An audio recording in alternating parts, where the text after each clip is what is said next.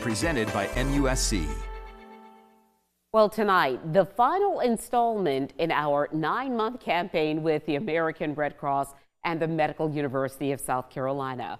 Each month this year, we featured a patient, physician, or researcher dedicated to bringing awareness or explaining efforts to eradicating sickle cell disease.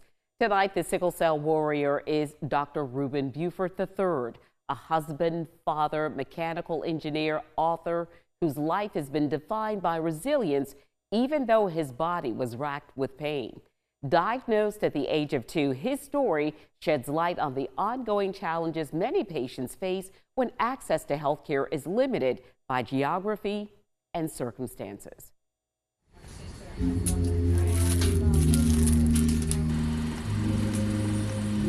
I was diagnosed at the age of 2, 55 years ago. Dr. Reuben Buford has never known life without the torment of sickle cell disease. I lived in a town called Hughie, which is about 30 minutes out. Getting to the Medical University of South Carolina from Hughie for treatment and crisis management was complicated and sometimes almost impossible. My father was a longshoreman, my mom was a seamstress, but she did not drive. So when he was on the ship somewhere, guess what? We had to make our way over here. All of my doctors were here. So it was difficult. The disease in Reuben's body, sickle cell disease, is hereditary. It happens when red blood cells become C or sickle-shaped. The disease is painful, debilitating, and affects every part of the body. As a child, I wasn't able to do a lot of things that the other kids would do. Play, be a normal kid, as you would say. I had an enlarged spleen, and there were other health issues that I was dealing with.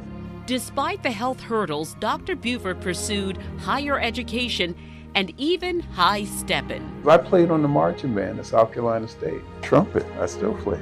Oh. Yeah. I'm not as good as I was back then, but I still can hold the tone, I feel like that. His journey was not just about endurance in sickness, but also pursuing passions and a profession. I am a mechanical engineer by trade. But his career was curtailed by the constant crises of sickle cell disease.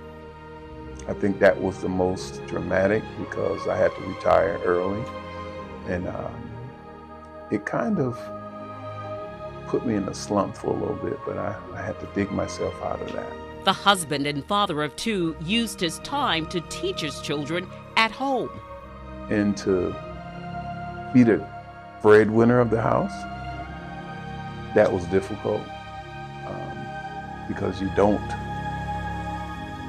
make what you should or could, so you have to make the best of what you have. But when I retired, I ended up homeschooling my kids.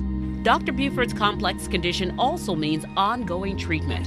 He receives regular blood transfusions, a lifeline that sustains him but also highlights the realities of living with sickle cell disease. I receive transfusions every 4 weeks, and with that transfusion, I get between 8 to 10 units of blood each time. And yet, even with chronic pain and fatigue, Dr. Buford says he puts his faith into action, listening to his body and building a caring, compassionate team who understand the illness and his specific needs. Find you a team of doctors that's going to take care of you, but most importantly, listen to you. Who knows your body better than you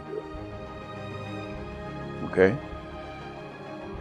I found some that listened, and those who did not listen, I had to make adjustments.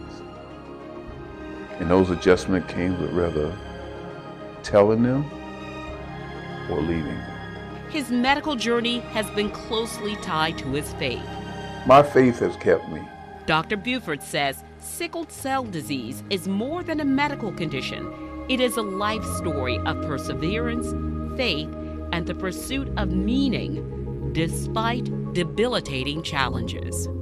I believe that God has me here for a reason, and I'm here to fulfill whatever that purpose is. And I think just by talking to everyone is one way of doing it, but also showing them that if you do the things that you need to do in life, you'll still be okay.